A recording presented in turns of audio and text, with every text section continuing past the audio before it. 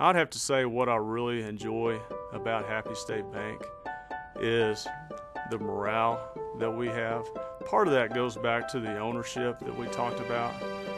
Everybody understands as an owner, we're going to think like owners and not like managers, and we truly have each other's back each and every day.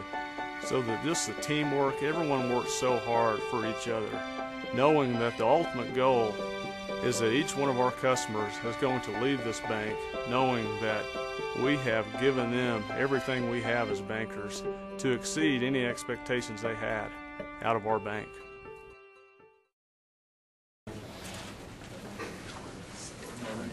It's all right. That's the only time you get those. That was that sack that was under the counter. When does that happen? Mayor, item number 1, approval of the minutes of the last week's meeting. Comments, corrections, deletions, additions, insertions, permutations. Moving right along to item number 2, ordinance 7401, rezoning over I-40 and Hancock, changing the planned development district to an amended planned development district. Mr. Shaw, should take us through it. Sure. This planned development amendment being requested. This is one of the planned developments that, even though this isn't a large site by any means, this is probably one of the areas where this is a good spot for a planned development. This should be what the planned development is used for. The original planned development was approved back in 1983 to try to find a way to get a strip of land developed that had been kind of carved out of an original block that was platted way back when I-40 went through. It split this block up, and so there was a small strip of lots that were then replatted, and so it's just in an attempt to get that developed. And the original plan development was done for professional offices and those types of uses, but with also some added screening and building standards that would apply. This particular request is asking for that original plan development to be amended. And the reason for the amendment is because the original plan development had a building site plan that had parking lot requirements. Oh, you're going to stop. Had parking requirements, and this particular development request kind of alters the original building location and parking location. So we felt with this it being directly adjacent to the rock properties to the south that an amendment was necessary. However, the development standards that are being proposed, if you saw in your staff report, they're either almost exactly the same or just very slightly. Maximum building height, for example, would go from 20 feet to 24 feet. Lot coverage would go from 23% to 28%. There's an increased amount of landscaping. The hours of operation would allow from, instead of 9 a.m. to 6 p.m. to be 8 a.m. to 6 p.m. Very strict signage requirements. So everything about this request really maintains the intent of the original plan development. And again, you have a site plan that was included in your packet. And basically what it is, they're taking the parking that was out in the front of the building and they're moving it over to the east side of the building. And actually the building that's being proposed really is a residential design with composition shingles that does fit in with the character of the neighborhood just across the street. Screening requirements are maintained, and everything about it really maintained the intent of the plan development. Planning and zoning commissioners felt that it was appropriate and was a good thing that this would finally close up that section, that strip of land, which ultimately, once this is built, if approved, would help pretty much block the entire strip off and help kind of close that from the light and the noise and the dirt and everything from I-40. So planning and zoning commissioners felt that it was appropriate. We haven't had any negative or positive comments on the request, which is a little unusual since the last time this was done, several of the property owners across the street had comments, but I take that as a sign that they don't have any problems with it. But there was planning and zoning commissioners approved at 5, 4, and 1 abstention. One of the planning and zoning commissioners had an interest in the property, so they abstained.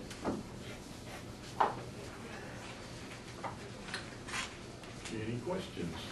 This is that one right next to the wheat producers, is that so? That's good use. That's great. It'll never be residential. And that's why the plan development was done in the very beginning, because it never was going to be residential. Nobody really wanted to just let anything happen there. So plan development in this case, I think is proper use. And just so the folks listening will know, all the residents are notified when this is happening, so it's not like this is going to be a surprise. Right, there were several that were notified. There was about 7 property owners that received notices, and knowing how these things usually go, I'm sure all of them on that block know what's going on, but haven't received a single comment. Okay, thank you.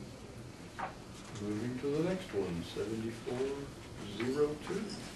This is a specific use permit for a carport up in Northeast of here. I think we've had a couple in this neighborhood. Okay. This is a interesting specific use permit application. As you know, the carport specific use permit process was created to give a property owner the ability to seek approval of the placement of a carport when they're not able to meet their front yard setbacks. If you could put up a carport, for instance, if you're in residential 1, which this particular property is, you have a front yard setback of 25 feet from your property line, which means you can't build any structures or place any structures within that first 25 feet from your property line. Probably most of the houses are, if they're not built on that setback, they're built awfully close to it. But a lot of carports you can see going up on the side property where they're still able to meet that setback. But there are some instances where a lot of the older homes, they're smaller. They've had their garages, their single car garages remodeled to where they have another bedroom, and then there's no garage. And I think back when we set up this process, it was recognized by the city commissioners that your vehicle is a big investment, and there ought to be some way for you to protect that vehicle if it met certain criteria that was appropriate. And that's why this specific use permit process was created. This particular request, the applicant's proposing an 18-foot by 22-foot, so it's a double type carport with room for 2 cars side by side. It's gray and forest green metal. Their house is similar colors, and this carport would be 11 feet from the property line and 24 feet from the back of the curb. This particular house does have a garage. It has a 2-car garage. He just has more vehicles than he has garage space. When staff looks at analyzing these type situations, that's what we take into account. Number one is it really needed? Like I said before, some houses don't have garages. He does. Also, what we look at is the carport going to be the dominant visual feature? Is it going to stick out where that's the thing that you see going down the block? Setbacks are supposed to maintain, the openness, streetscape character, streetscape corridor, and is that going to disrupt that? In this sense, there's one mature tree that's in the yard, but other than that, there's no fences, there's really nothing else, and so you're going to be able to see that carport. A lot of the other ones that have been approved, there's lots of mature trees. A lot of times there's some fences that are in the front. yard, and so it's actually, you won't even see carports until you get right up on them, but this particular area, it has none of that. So staff felt that in this particular case, there really wasn't anything for us to recommend approval of it because it went against all those other criteria that we look at. However, another part of this process and why the reason this process was created is it takes into account the neighborhood, and the input from the neighbors are part of that. And in this instance, this applicant has a signed statement from 7 neighbors, all of the neighbors that are both directly adjacent to his property and in the immediate vicinity. And although there are other carports in the area, we didn't find permits on any of them except one, so that's another issue. But he has the support of almost all of his neighbors that are around his house. And also the street design, he's on a street that has a 90-degree angle, and he's right at the corner. So if you're going to be able to see it, you're only going to be able to see it coming from the east. If you're coming from the north, you're looking directly into his property, and you can't really tell. So planning and zoning commissioners felt that yes, maybe it didn't meet all some of the criteria that we as staff look at as far as, you know, will it disrupt that streetscape character? They felt that the input from the property owners, immediate neighbors, 7 of them, and we also got a phone call from another one who also spoke in favor of it, that was something that they needed to take into account also. And basically, if their neighbors didn't mind it, then they felt they were the ones that should have the say in it. So they recommended approval of it unanimously. This is right in front of the garage doors, is that where it's placed? It's going to be right in front It's of not it. offset. Right.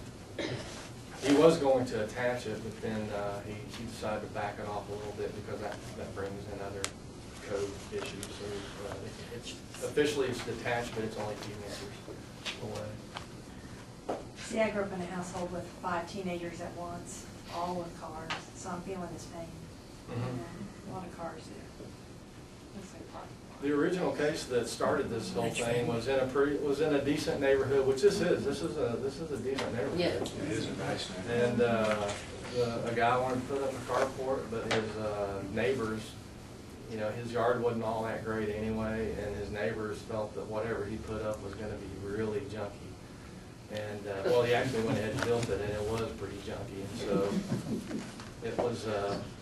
That's what started this process. That yeah, you know, we understand the need for these kind of things, but then there's also if you can meet certain criteria, you know, maybe it is appropriate. But again, part of that process is to listen to the actual neighbors that are in the neighborhood, and that's why the planning and zoning commissioners. You said every neighbor, so to the east and to the west, I count in the 200-foot area, I count 1, 2, 3, 4, 5, 6, 7, 8 people. You said, how far out do we go when we're saying everyone? If you could, yes. This wasn't in this. This wasn't in the packet, but this is a sketch that we showed where other carports in the neighborhood are shown. It does show the one that actually received a specific use permit and is permitted. And then the area that's shaded in blue right around the property, those are the neighbors that signed their statement saying that they didn't mind the car. And across the street is our park and then the reservoir, so it's not going to matter there in the future. Right. It's sort of close. And no access to that from that neighborhood that's coming Yeah. really easy.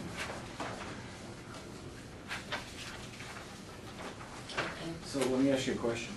If your neighbor came to you and asked you if you wanted a carport, would you tell him no? I would. Oh, I know you would. That's why I didn't ask you the We question. don't allow it. That's how I wanted. That's why I asked Commissioner Stewart the question. Well, I happen to have a carport in the back of my house. Yeah. So yeah, I would allow it. Would you be honest with your neighbor if you did? Like you probably would.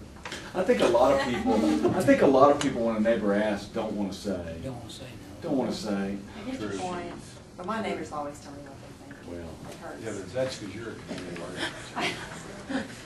I've been kicked out of really good homes. Okay, I just think sometimes you've got to look at those kind of endorsements with some questions. But the fact that there's 7 helps me with that. Just to let you know, I think that's a good point. When we were talking to the applicant, because we were telling him when he was talking to us about making an application, we said, these are the things that, what we looked at, this is the intent, and the hard and fast criteria, we went down the list, and he met it, you know, can't be more than 400 square feet, has to be open on 3 sides, can't be any higher than 12, you know, all those kinds of things he meets. And we started getting into the neighborhood aspect of it. And I said, you know, are there others in the neighborhood? And he said, well, yeah, but none really right by me. But and we said, well, a lot of times we look to make sure that the other neighbors, you know, aren't opposed. And he goes, well, he'd already talked to his neighbors about it. Or this is what he says. He said, well, what if I got statements that said none of them opposed it? Because I've already talked to just about everybody that lives right around me. And so he at least tried to do a little legwork up front, I think, because he knew kind of what he was going to be up against. Because we didn't discourage him from making the application, but we wanted to be realistic with him also, that because we went out and looked at it and we said, you know, we don't see a lot of the things that we typically, you know, when we recommend approval of them, some of the things we look at, we don't see that apply to your property. And he just said, you know, basically, I don't understand that. Nobody else minds it. And we got the signatures to kind of prove it. Sounds like a good neighbor. Go out and do that. He was like packing heat when he finished talking. We were concerned, staff was concerned, because we didn't want to recommend, even though he had this, we knew that he had the signed statements and everything, but we couldn't recommend approval of it because in our minds, we would be setting a precedent by saying a lot of the things that we look at don't exist. So, so that's why our staff recommendation was denial. But again, we, as planning and zone commissioners, felt pretty strongly about the neighbors' input. So, you know, precedence-wise, you know, if somebody else has 90% of the people that live around them, live around where they live, that don't have a problem with it, they, you know, that's kind of hard to get sometimes. I think you made a good use of the power of what your office, and it's good to let other people hear it. And I think it's a good process.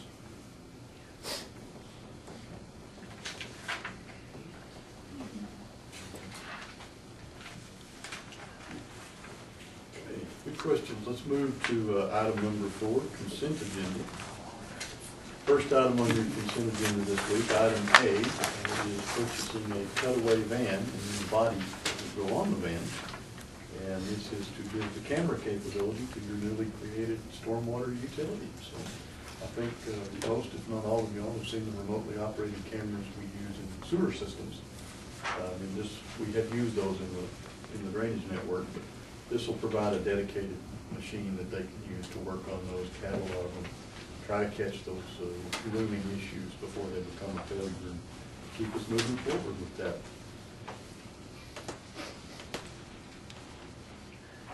Any questions on that one? Yeah. Item B, roof replacement, hangar 3000. This is at the airport. This is over on the east side of the airport on the old barge ramp. This is the roof that was very severely damaged a year ago in a windstorm. Your city insurance carrier is coming through and is funding all but the $25,000 deductible for the replacement of this roof, and the deductible is being funded by the tenant. We're happy with that one, and it's under budget, so that one came out good. Item C, Texas Traffic Safety Program grant. This is a small grant, $9,000 grant. It does specifically require city commission authorization before we're allowed to submit it. So we're asking you for that. This is the annual Click It or Ticket campaign. Isn't that a lot less than prior years? About half of last year's from what I remember.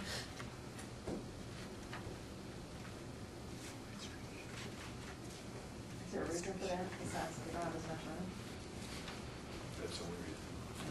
The money. Right now, it looks like TxDOT may come out of legislative session with some more money, but I would bet that that's gonna go to capital. Which truly is probably where it needs to go first anyway. I thought maybe so many people were wearing their seatbelts now, they didn't think they had to spend so much money on the enforcement. No. Nice thought. It's just, my glasses have full. Item D, dedications and acceptances, the first one, second one, pretty standard. Item 3, the stormwater drainage agreement. That is actually what Kelly referenced last week, as we were talking about different planning, zoning, platting, plans, etc. For the new United over on the west side of Swansea. So, and again, this one's unusual because you're taking a street that they're going to construct and dedicate, put water in it, and take the water right back to that private property. So that's what that is. They've been very good to work with us, and we're ready to help keep that going. Which one are you talking about? D3. D3. D3.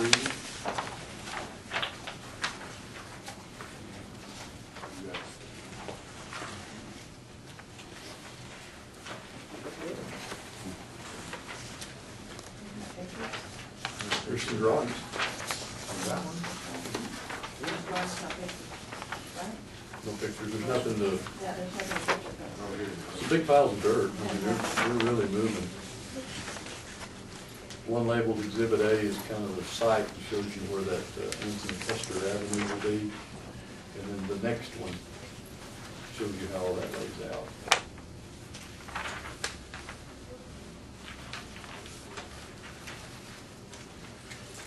These are big things like I saw in Hollywood or whatever. Oh, we got trouble standing here? No, Okay. So is this on farmers. Swansea? Yeah. Is this Swansea on the left-hand side? The way that's laid out, Sunsea's not on it. Something you across the back. Yeah. That pond's behind it. Okay. Supposed to be. Not this, well, okay. It's right in front of you. Yeah, it is behind it. Like that state trailer.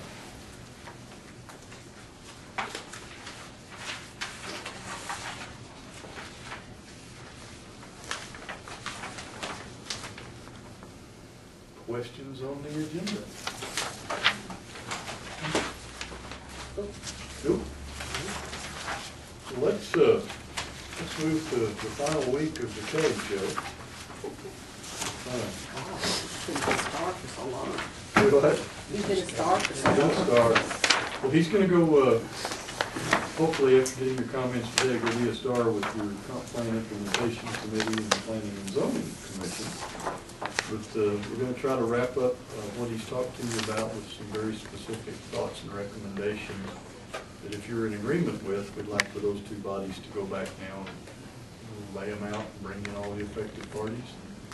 Hopefully bring these recommendations or something similar back to you. Pardon? Are those all yours? or These are yours? mine. Those are the two. Another one of You these. have been given copies. Very small handout You today, just carry them. Yes, we did. last week. It's the same one. It's Oh, it's the It's same part one. 2B. Oh, yeah, To be 2A and continued. 2B.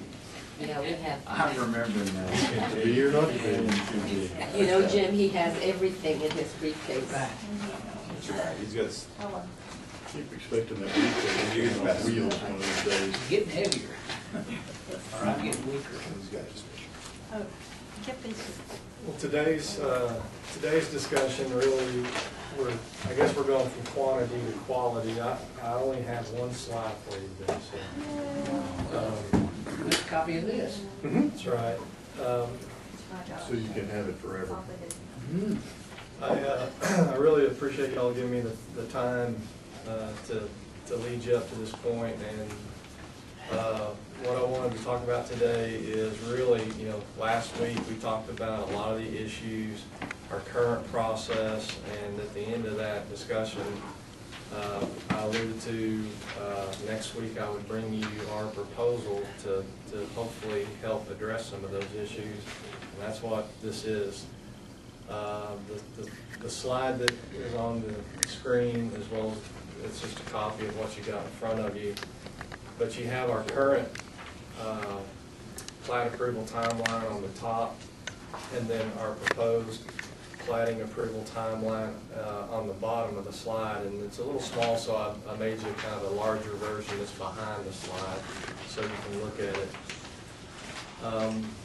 The first thing that I wanted to point out is that we've gone from 3 weeks to barely 7 weeks. And I know right off the top of your head you're thinking, wow, we sure are adding a lot of time. But I wanted to remind you that in our previous discussions that on paper that 3-week process looks great, but in reality it's not a 3-week process. As I told you last Tuesday at our last P&Z meeting, we had 5 new plats submitted, and none of them were ready by the Planning and Zoning Commission meeting, 0. So 3 weeks sounds great, but it's rare to ever approve a plat in the 28-day cycle that we have, or the 22-day cycle that we currently have. And again, just a quick refresher, a lot of that has to do with plans that aren't required at the time of the plat submittal. So once we start working on the plats, we sometimes then start working on the plans separately, and drainage plans are required a lot of times, and those aren't even submitted until maybe a week or so after the plat.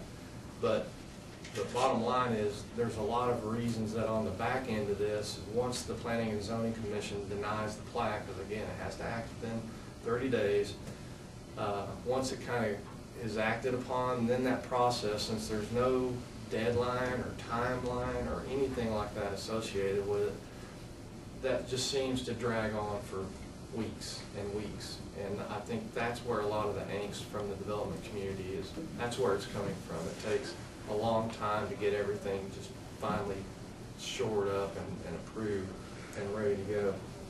So what we were proposing is a longer process, but as I spoke about last week, I think by requiring more information up front, on the front end, and with deadlines tied to it on the back end, that this process will actually get things rolling and get things approved in a much more timely manner, as well as this new process and some of the things that we're implementing internally is going to hopefully promote and foster better coordination and communication internally with staff, as far as getting comments, getting plans out at the same time, getting comments back at the same time, having a source where all the plans come into one point and comments go back out are distributed from one point, and it cuts down on some of the separate phone calls that are taking place. And so anyway, what we're doing is basically going to just over a 6-week process, and I'd like to just go through it real quick with you. In that, on week 1, one thing, and I'll point these out as we go through, but if you see the bottom on where the notes are, these are the things that we're kind of implementing that are new to the process. The very first one being the very first point in the process is that we're going to require, not recommend, but we're going to require a plat pre-submittal conference. That if you want to make a certain Planning and Zoning Commission date, then we back that up to 6 weeks, and you schedule a plat pre-submittal conference. And that's where we all meet and you talk with staff about, this is what my proposed subdivision is going to be, and then all of the staff are going to be there, and at that point they'll say, okay, well, if that's what you're proposing, here's what we're going to need to approve your plat. And so that first week we meet on that Monday, and according to the people that are our staff, more than likely we'll be able to tell everybody what they're going to need at that meeting. But if we have that week to look at it further, and if something happens to come up, or if there's some questions that maybe didn't get answered in that conference, we still have that week to talk to the developer or whatever and get that cleared up. But by Friday, we should be able to tell them what they're going to need for their plat submittal, whether it's plans, or what. And they'll get that from us by that Friday. That next Monday is when we would take their application and plat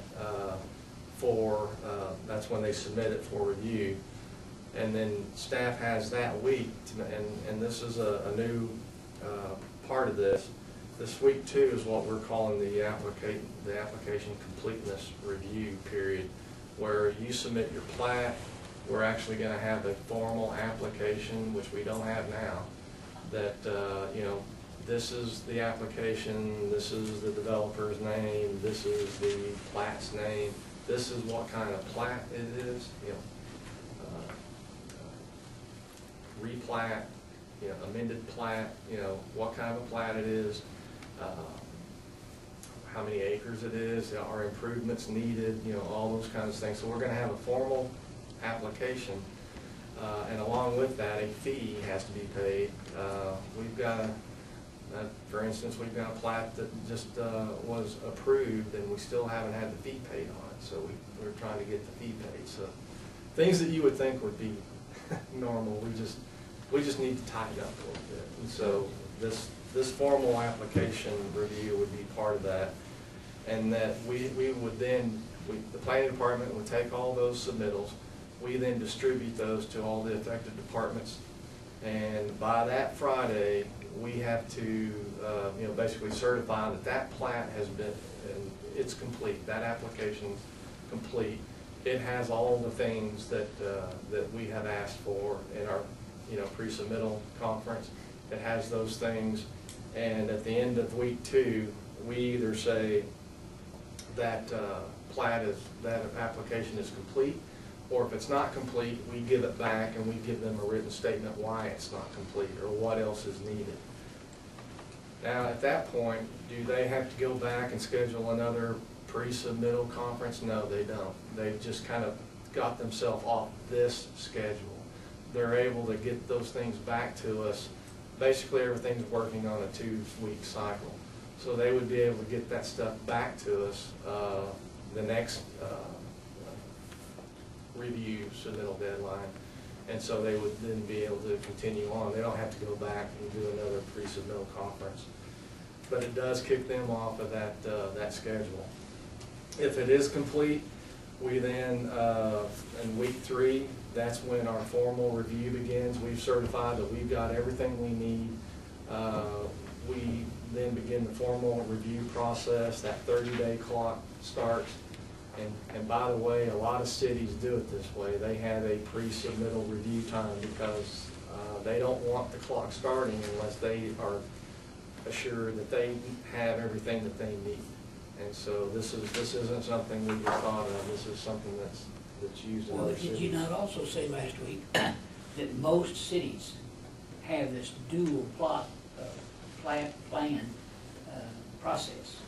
Most, by far, the majority of cities have a preliminary plat and a final plat process, which is much more time consuming than this is. We're still trying to keep our final plat process, but we're incorporating a few things from the preliminary plat process, like a pre-submittal conference, and just giving us a little bit more time on the front end to look at things instead of just going right to final plat. And we got to make a decision in 22 days. Can I ask a question before you move on? Just a couple of things. If at the pre-submittal conference, you decide that they need a drainage study and they haven't gotten one of those, how long would it take them to get something like that? Doesn't it take weeks and weeks and weeks to get?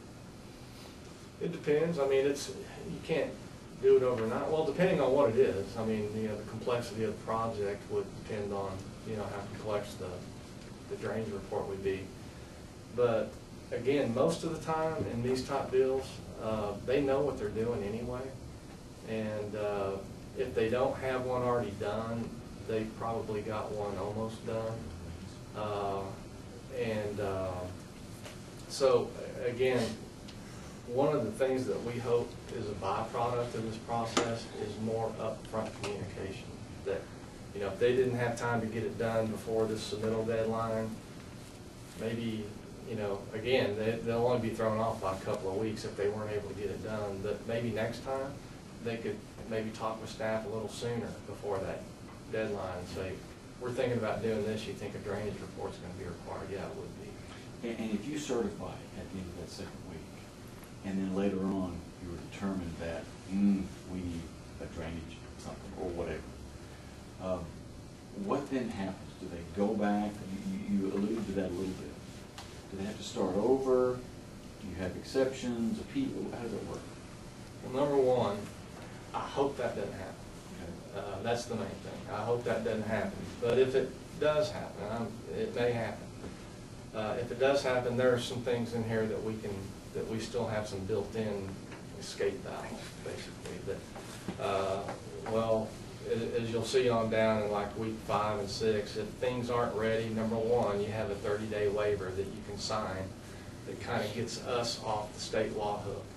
That, okay, well, it's not going to be ready, and so you're either going to need to sign this, or we're going to have to deny your plat. And if it gets denied, it does have to go back to them. But if you sign this 30-day waiver, we've got 30 more days. And then also, we've got the ability to do that. And then also, we're going to have another way that it's going to be language, something to the effect that, or is otherwise agreed to by the city. You know, for some really unusual thing to happen, we'll go ahead and allow this to continue. Let me give a real world example of what Brian's talking about. It came in my head when he was asking about that. Behind Quail Creek, where that development is now, and we had at the last moment drainage problems that really were voiced by the community below it. Would this preclude something like that, or give that voice early enough that it would allow the developer to adapt for that community below it, or adjust it? Would this solve that in your mind? Like where the Citadel is and Right. what their questions were? Right. Between the rim and the Citadel. Yeah. Right. That particular one came up on a drainage plan, but again, the plat was submitted before the drainage plan was submitted. This would require all that to be up front, so it would have helped that situation. But did that situation get resolved?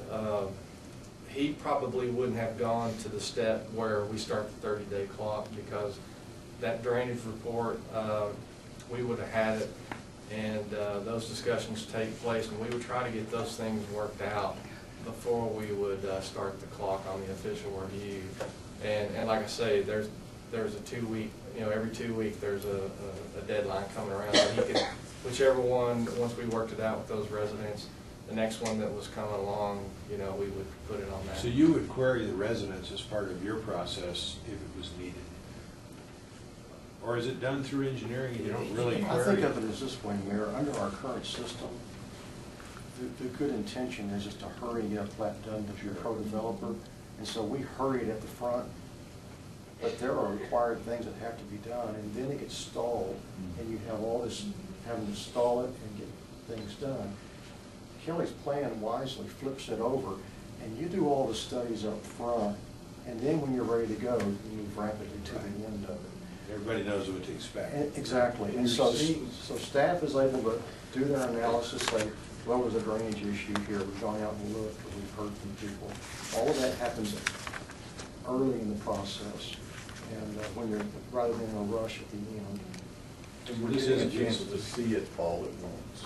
And that's a key And that, thing. yeah, to that listen is to. the big thing, that we're able to see everything at the same time and know how it all is supposed to work together, where right now, the process is, we're approving a plat that we may not know exactly how it all is supposed to work. I was surprised when I came to a larger city and found that you had this system. This is an unusual system across the state. Well, I know there's gonna be a huge learning curve. How are you gonna get the word out to the developers so that you can have like a class 101 to tell them what the new plans are gonna be, instead of when they wait to come in to do that, and all of a sudden they're shocked. I would think we'd have Lilia tell them. I think you already know that. Well, we've, Motion and second. I've been in contact with the big developers.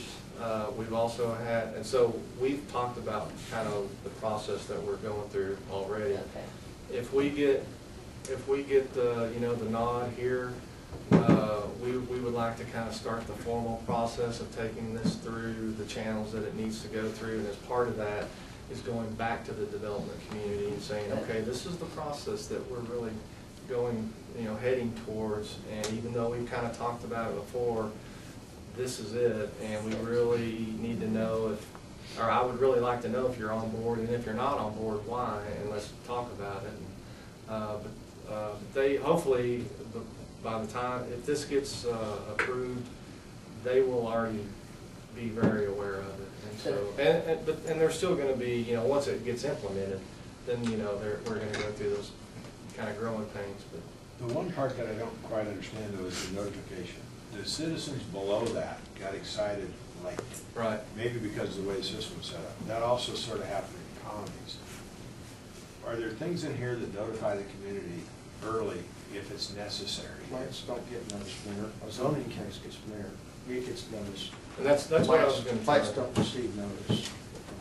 There are certain plants You that don't- require notification, but the kind of plants that we're really talking about do not. What we would try to do is we've got a very competent engineer that once we get everything where we can look at everything together and see how everything is supposed to work, then, our engineering department is gonna be the one that raises those flags that say, well, we've got a community that's adjacent to this property.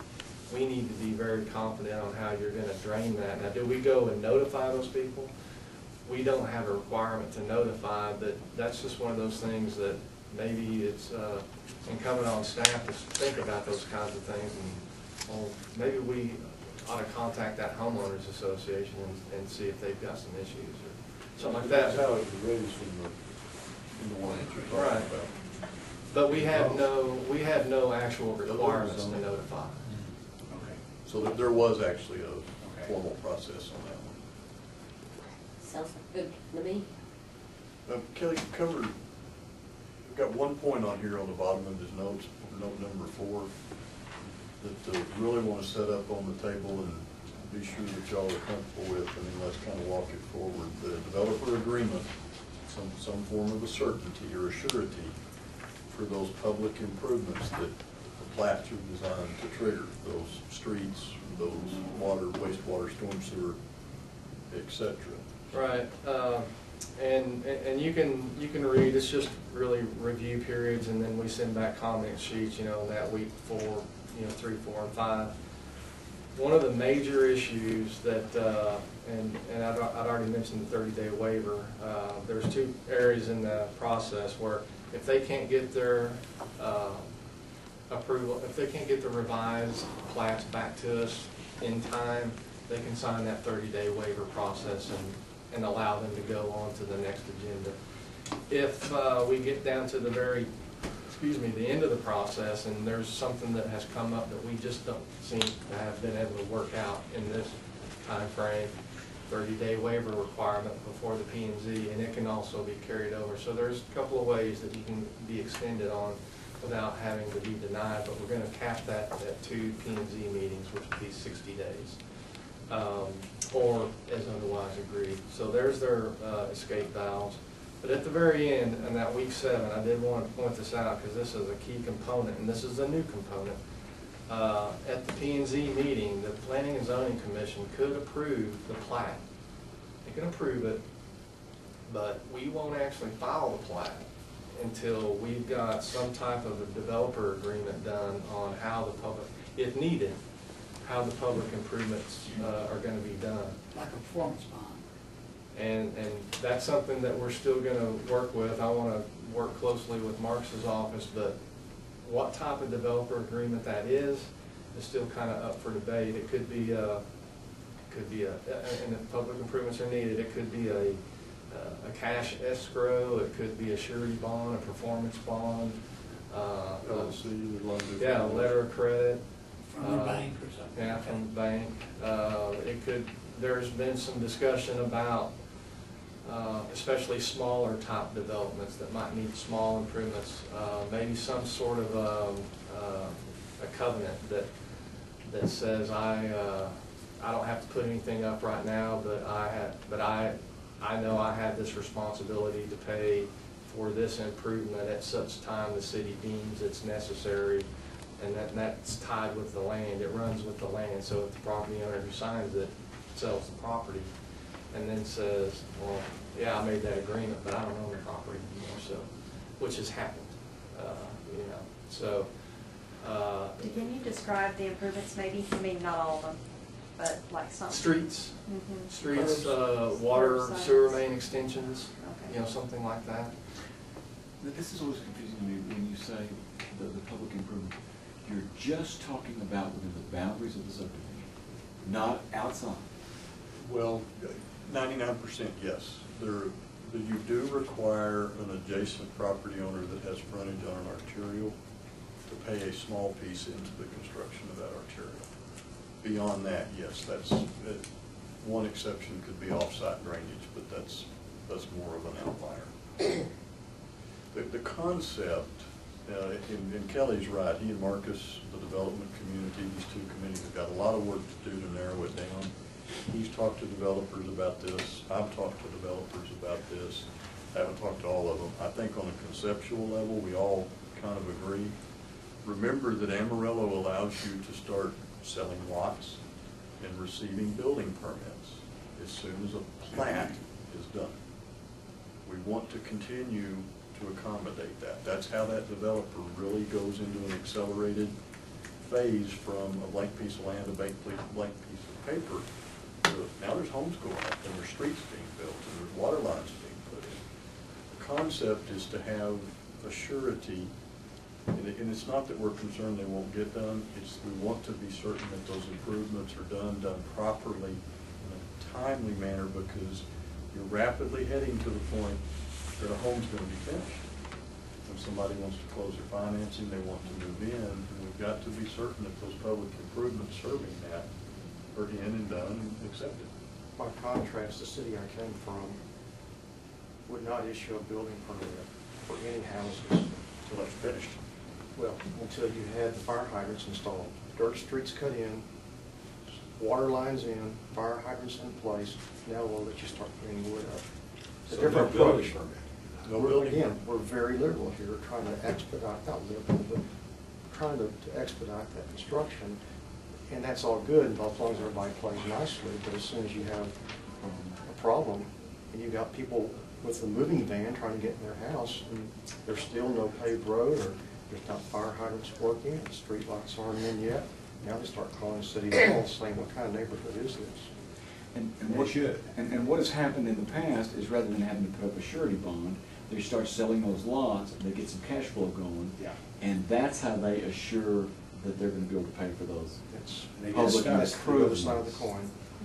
That's why that's how they make it work.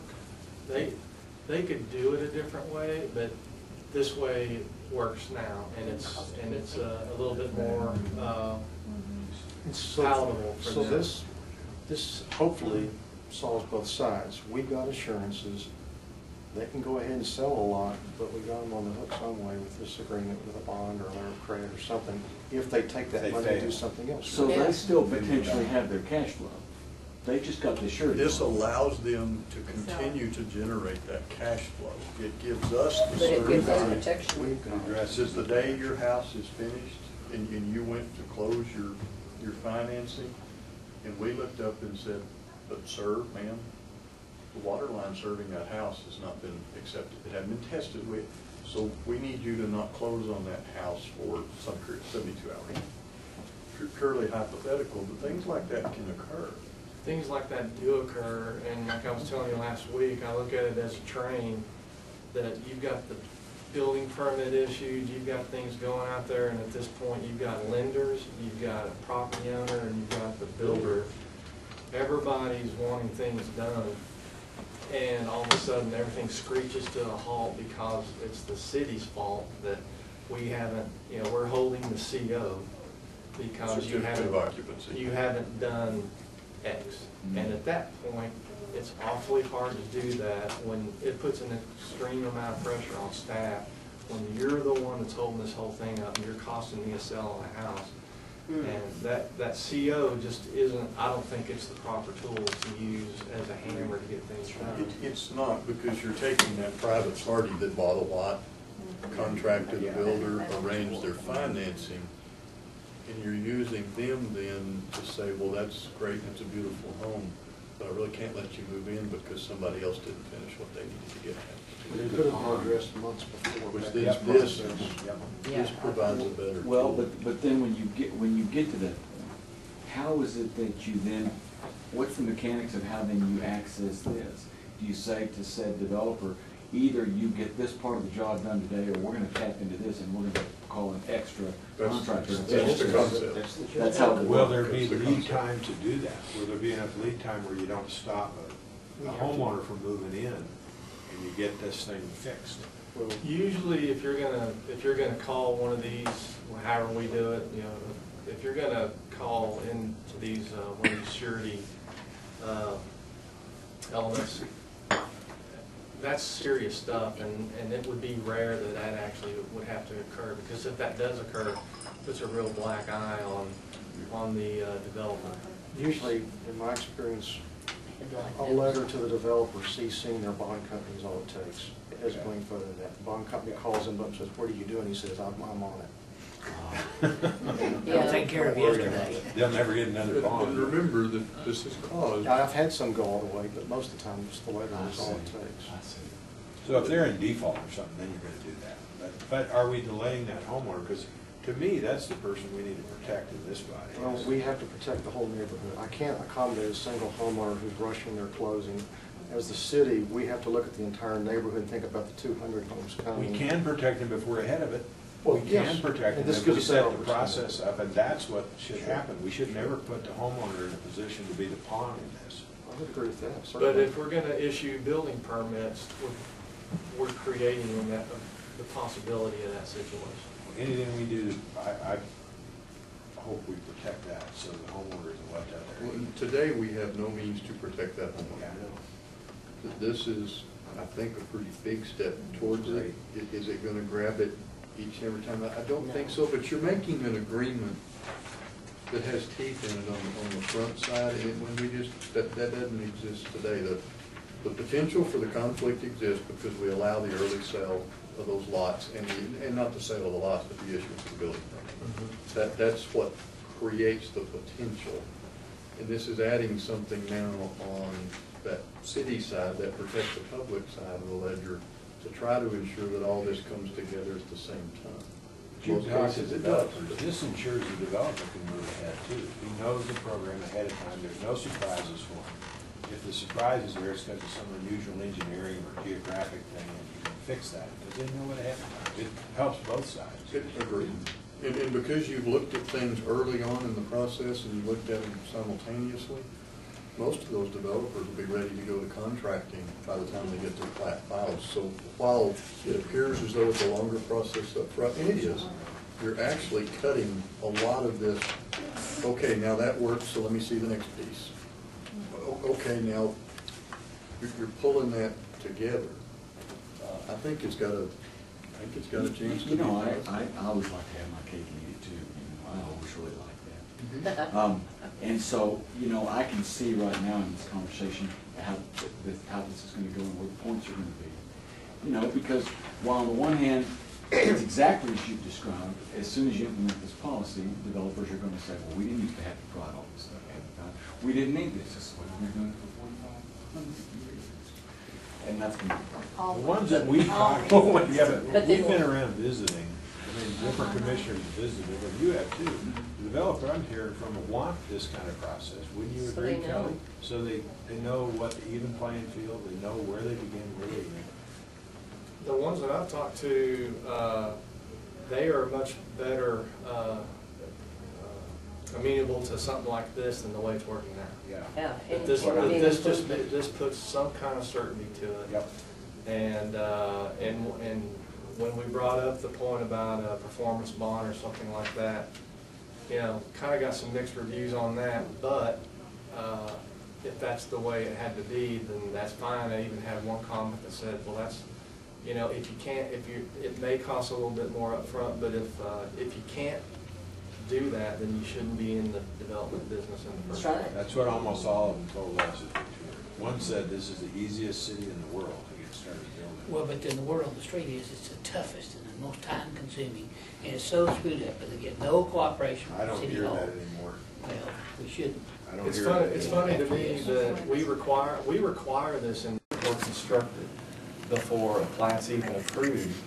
So if why wouldn't we use that same thought inside the city? That's I think crazy. it's that. That's Well, yeah, so. You They'll go protect for you it, outside Kelly. the city, but not in the city. And one other concern is, you feel pretty comfortable that this doesn't unfairly favor the large developers with more resources. You feel it's something, see, because I don't know business, it's something that big as well as medium and small could be able to accommodate. There's no doubt that there's a requirement more up on the front end. The improvements that are gonna be needed, I think, are gonna be required from anybody. If improvements are needed, improvements are needed. And you're gonna need to do them properly. And so this process is incorporated to make sure that happens, and I think that's fair to everybody, including property owners that are gonna be buying properties in these areas. And there are a lot of cities that incorporate waivers into this process. That if the city finds that it doesn't create any undue hardship or something, there's maybe you have a waiver process that waives that requirement for this particular development because of some circumstance. But I think the more uniformly it's applied, the better.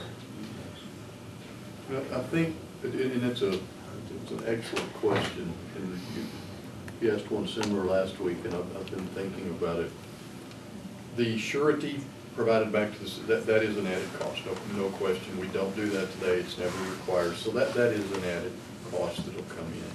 And it's going to apply whether it's a $100,000 contract or $10 million, it's coming. So that is an additional potential expense they're looking at. What I think would be the real impact, especially to the smaller developer or development, isn't that it ultimately costs them more to do the plat, to do the plan, to get the approval, to sell the lots. It's just that they're going to have to do it up front all at once, rather than doing it, okay, my plat's done, now let me design the public improvements. Okay, I think, that's probably the real impact that we're going to see. It's changing behaviors. But you can show us, you have shown us a couple of communities that have suffered because we didn't do this.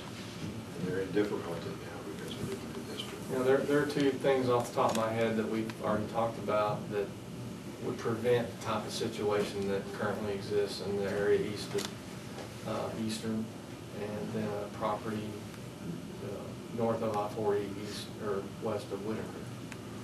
The property's platted. Utilities are in? Well, actually, the one that's east of Eastern, there's nothing. It was just platted, and it's just dirt. Sinclair's. Yeah, Sinclair's. It's just dirt, nothing's in, and now it's really hard to get anything happening there. But there's another one over kind of by the Eastridge area where the subdivision has been partially developed. But there's a large section, I don't know, maybe 30, 40 lots, where utilities are in, that's all. Lots are platted, no roads, no alleys, and they're gone. Okay, one other question then. That wouldn't happen with this. Would we have the ability with a process like this, for example, to be able to say, okay, if this meets the qualifications of an infill project, we'll waive your surety? So that we could incentivize infill, not to the disadvantage of big developers, but to the advantage to encourage infill. I'd like to take a different advice because I think the surety bond ensures, especially in a smaller development, that the homeowner is ultimately protected, that it moves along. I'd rather use a different device to accomplish the same thing. I don't know what that is, but I hate to make a standard for the same. You can get stung by no performance bond pretty easy. Does anybody, though, in this process feel like that it's valuable to do something, I to agree. incentivize A infill. different kind of incentive. But not on a surety bond. How about a direct incentive to the person investing in the deal? I mean, I think there could be other things. Do you have to go through the same process to infill, because isn't it already platted? Right. A lot of times, not always, but a lot of times, a true infill project will be platted and will at least have reasonable access to utilities. They may not be exactly where they want, so I think I would have to ask that if we're gonna go down the road of having one of these sureties, that let's require that on all of them. But I do think, and Marcus has done some research, we haven't brought it back to you, but we've got some research on how to incentivize the infill. One of the most common and simple ways to do it is just waiver of certain fees. You're on a small scale, but you're starting to buy down what ultimately is gonna be that per square foot cost of a new home. And I think we can do that, we can consider that outside of this particular, we're really in the nuts and bolts of, we're gonna take a piece of dirt and turn it into a new piece of our community. Whereas the infill, let's work with what's here, and let's find a way to make it work for you to cause that home to go there. Yeah, I thought it was apples and oranges. Not just infill, but revitalization. So I think there should be something that is significant, and maybe even more than fees, because we're not just talking about one lot in the middle of a bad place. That's not gonna get fixed unless we incentivize creating a new atmosphere in that place. Okay, well, good. I'm just glad to hear that the commission say that they feel like there's some Well, special incentives and value. Here's an to example, that. over on Emerald Boulevard where that hotel is, I think there's 5 units open across the street next to Baptist, and there's all kinds of places like that the whole area needs some improvement. Okay. Well, I'm sorry I didn't go off on a rabbit trail, but I thought I'm looking for every place I can to. Yeah, I appreciate Yeah, I've got some ideas on it. Great. That's- that. Yeah. We'd all I like love that that List stuff. is I about love 2.5 that. pages. One bite at a We'll mail them time. out, and That's correct. Yeah, we don't like I'm that. so glad to know you've got done that before. These guys, Yeah. I just brought it. So Volunteers. could I take that as a thumbs up to Yeah. move forward? or? Well, it's not a vote, but it's a consensus. Okay. Thank you for all the work. What he said. It's a good No plan. problem. Whatever. He's gone for a month and comes back and starts. And then he runs. Yeah, really. We're encouraged to hear your next steps, Kelly. Well, this'll, we really want to take this through a very inclusive and extensive process. And it may come back identical, there may be some tweaks, but kind of like was done with the recent adoption of the building codes. When it gets back to you guys for action, you'll know that it's been heard. And that was the point of this whole thing, we, now starts the formal process of really, getting all of the input and get all the ducks in a row, but we just always want to keep you up to date and informed on kind of what's going on. Well, and also, and I know you're going to, but those that are gonna be affected by this, the developers, that they understand. They may not like every jot and tittle of it, but they understand why it's being put together this way. We'll make certain of that for sure. They all want something like this if you really sit down and talk to them. Certainty is better than uncertainty. Paying the application fee is part of the completeness. Yeah, but we, unusual, but yeah, we're going to require that. That's it for the beginning. Very good. Okay, any final questions on the development process? You will get to see it all again, it's just a matter of when. What was that word you said? What was that? Jot and tittle. I think that's about the I and cross the T. Is that what that is? I think that's. Okay. I don't understand that. Is that in New Mexico? Well, you're young, In review. and you think. Mayor, if we could, we'd like to call a closed session. Sounds good. All right. We won't have to bring you back for various. The Mayor Commission will call a closed session pursuant to the following exceptions to the Texas Open Meetings Act.